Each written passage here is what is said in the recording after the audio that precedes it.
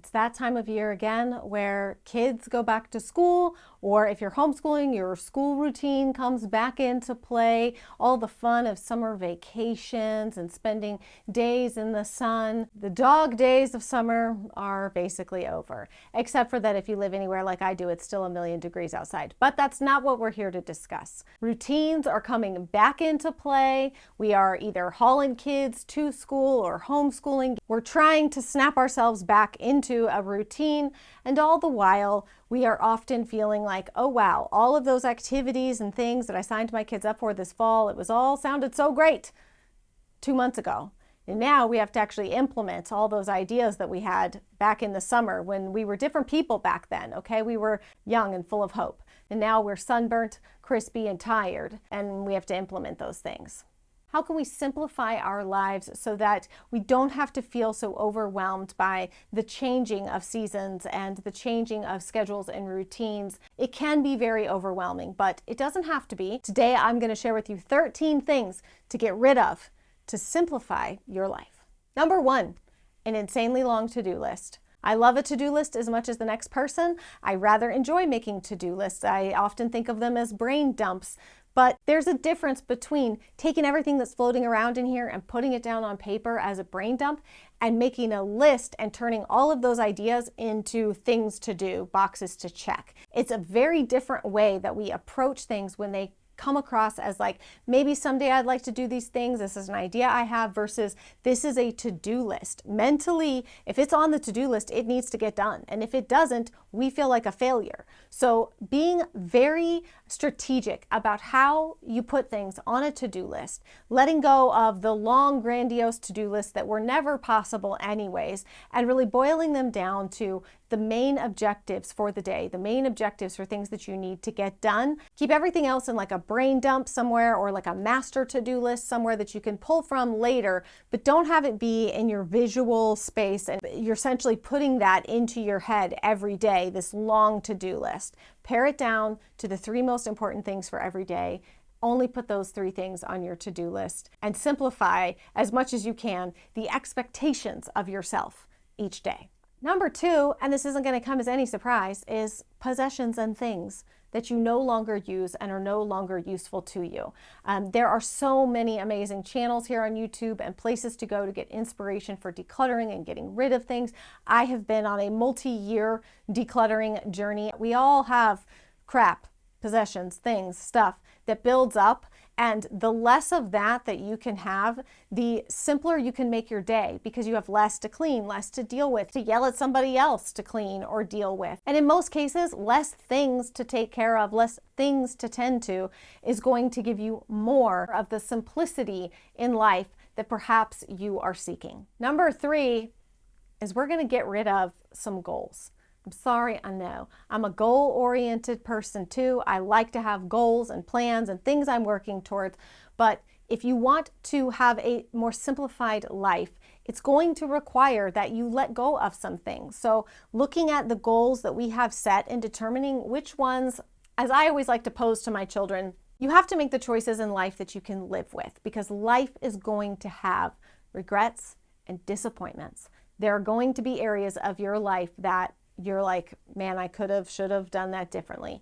You have to choose your regrets. You have to choose your disappointments. And so for me, it is a matter of looking back and saying, which disappointments, which regrets can I live with? Which ones am I going to be able to still carry on and not have that follow me everywhere I go? So for me, it's prioritizing my kids and my family. If I don't do that, that's a regret that I can't live with. If I miss out on some opportunity in my business or, I don't know, just something cool in my personal life, like I'm going to regret that maybe, like, oh man, that could have been really fun. I probably really would have loved that. But I can still sleep at night and I can still live with those regrets.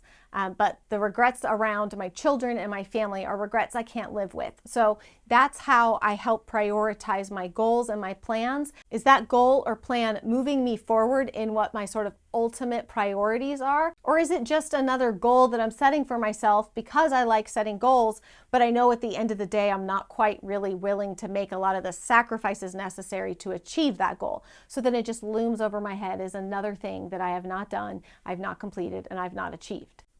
Get rid of as many of those superfluous goals as you can. Really narrow it down to the ones that matter most to you, the ones that you are willing to make sacrifices for, and the ones that are realistic in comparison to the regrets that you're willing to have. The next thing to get rid of, and this one is way easier said than done, I recognize, but if you would like to simplify life, then getting rid of as much debt as possible is always a good idea. There are lots of like big wigs, big names in the financial world, and they all have great ideas, and only you know what your financial situation is, but the less debt that we have, the better, ultimately, okay? Most of us are not moguls that are buying tons of properties and we have all this real estate debt because it's good debt, and most of us, that's not our story. I'm not telling you that you can't have any debt at all, but I'm just telling you that the less of it you have, I think that will lend itself to a more simplified life because, well, if you don't have a bunch of bills to pay, then you don't have to make as much money to be able to pay said bills, right?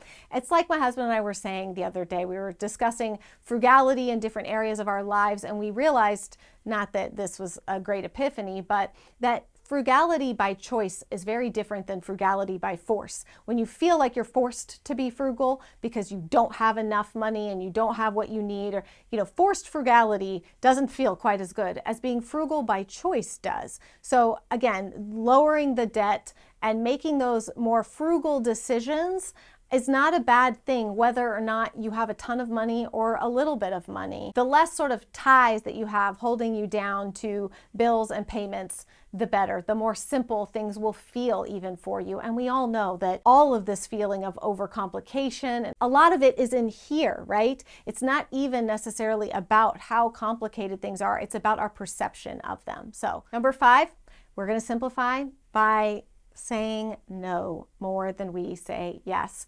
We can be very generous with our yeses, especially because as women, we don't want to let people down. We don't want people to feel hurt or slighted by us. We don't want people to feel like we're not nice. We want everybody to like us. We're nice. We're good people. I'll say yes. I'll help you. I'll do that. Yeah. Sure. Of course. We just like being more agreeable. It's in the nature of women to be more agreeable. Not everybody, there's outliers, but on the whole, women typically are more agreeable. It's why we are the ones that have babies and raise them, because you need an agreeable person to raise a baby, not a more like aggressive person who might take crying baby and throw it against the side of the cave wall. You know what I'm saying? Agreeableness is a trait that is often found in many females, and it's great for raising babies. It's not so great for structuring a life that is more simple and that you don't feel overwhelmed by, because we're often bearing the weight of everyone else's stuff. And there are seasons in life where we can give ourselves more freely to people around us, but there are also seasons of life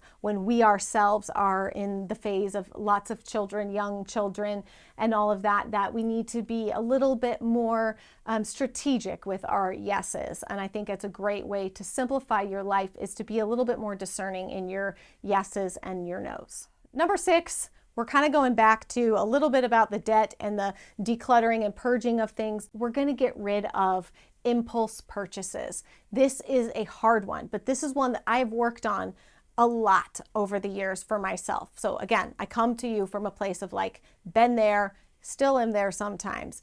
One of the little things that I do to stop myself from impulse purchases is that I allow myself sometimes to fill up carts online and then abandon them.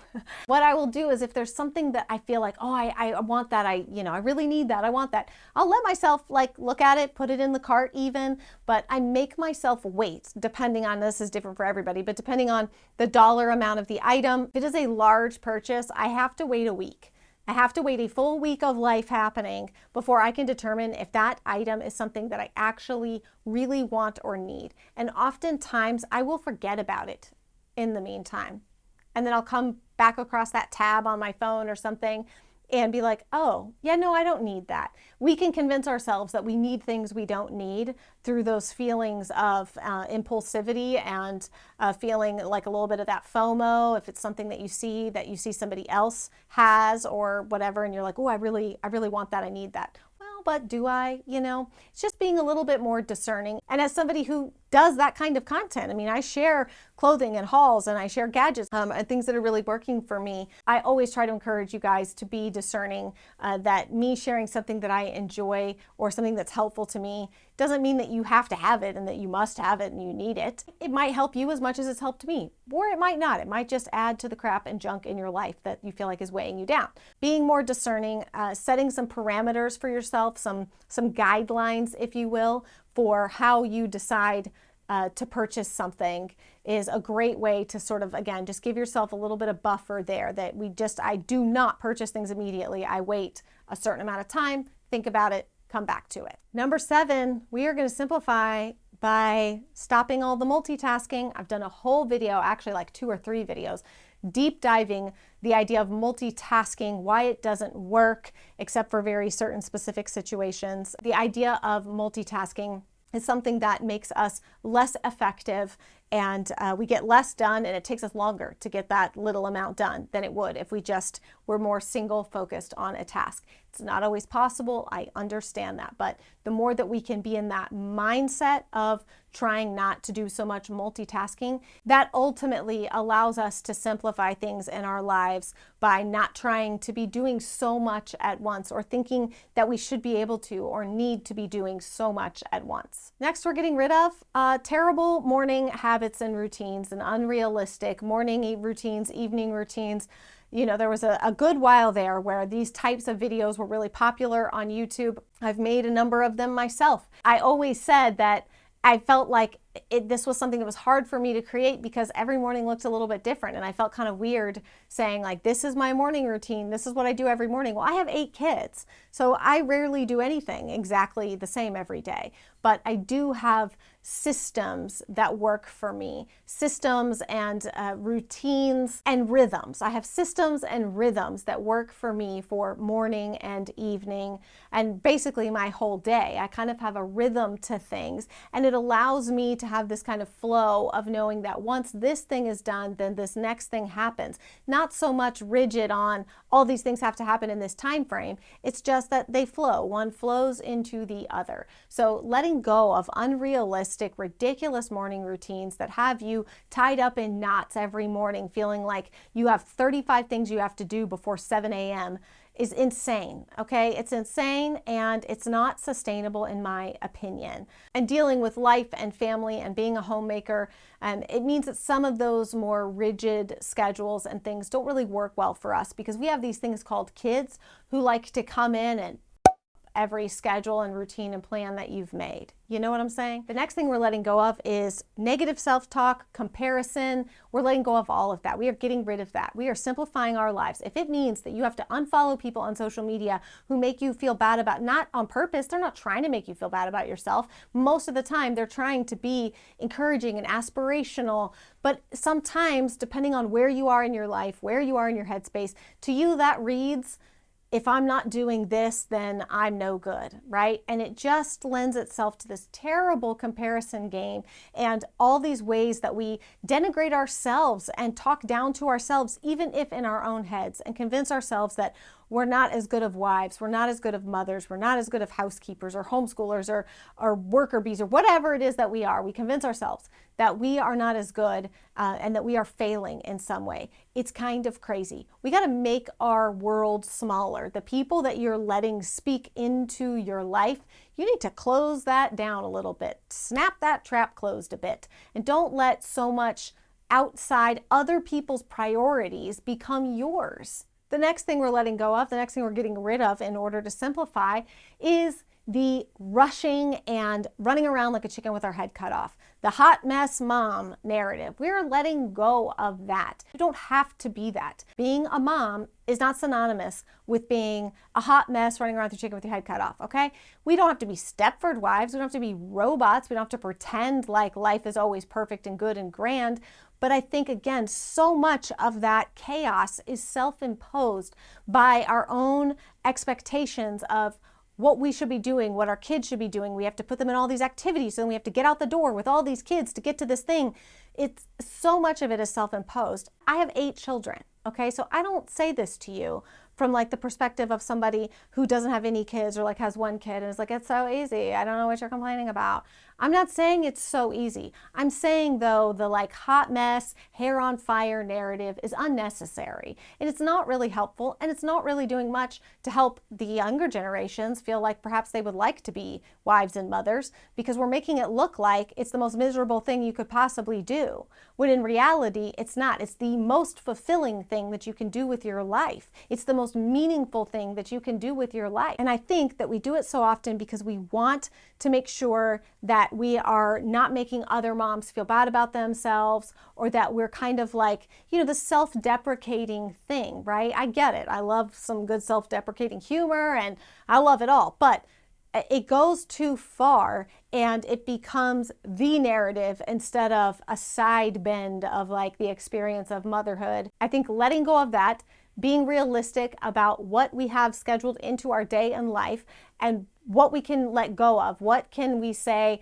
I'm just doing that because I think I'm supposed to, versus I'm doing this because XYZ. Here are my very good reasons why. The next thing we're letting go of is crazy inboxes and cluttered up phones. Whenever I see somebody, whenever I spend time with somebody who has the notifications on their phone, I am always like, I just look at them like they're a zoo animal behind it. I can't understand why you would allow this phone to determine your attention constantly, because that is what happens. Is any time you have a phone that has a notification that makes a noise or flashes or does any number of things, I don't even know what they do now, but something, it probably throws something at you. Whatever the phone does, it grabs your attention. It is controlling you. Like, that is the reality, is that your attention, once it is taken away from you, which is visually or also what you hear, right? The auditory things can draw your attention, the dings, the bells, the rings.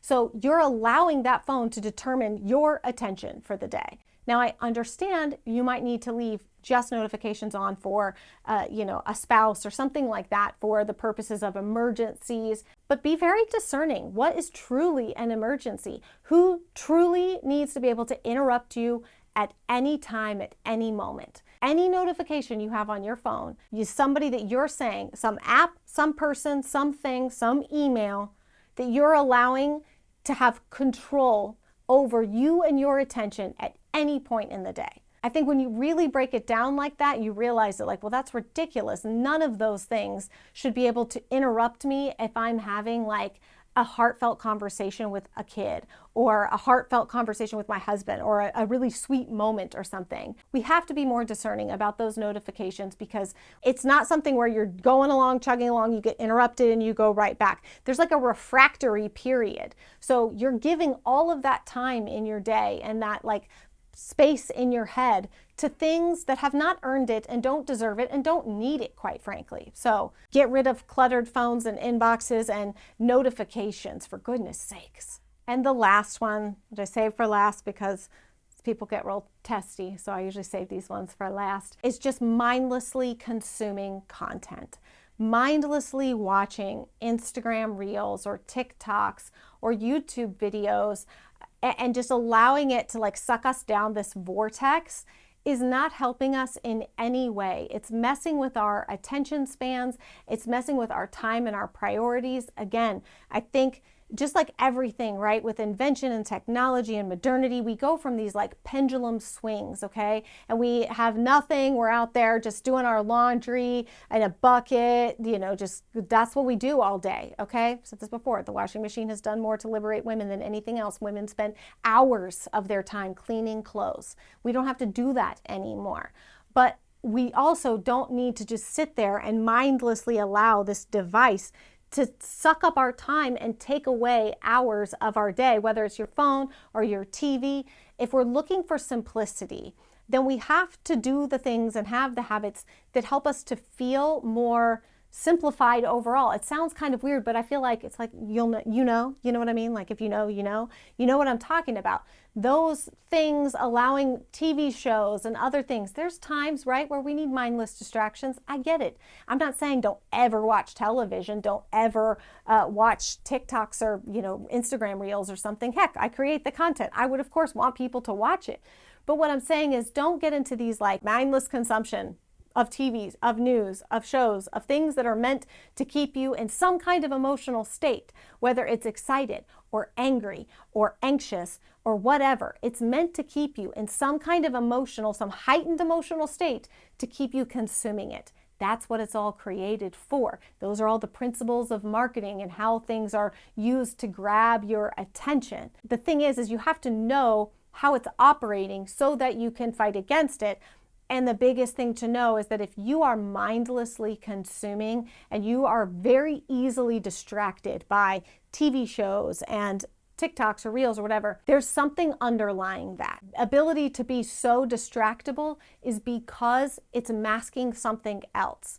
There's something else going on in your life that you need to assess and deal with, because this is just an object, this is just a TV screen.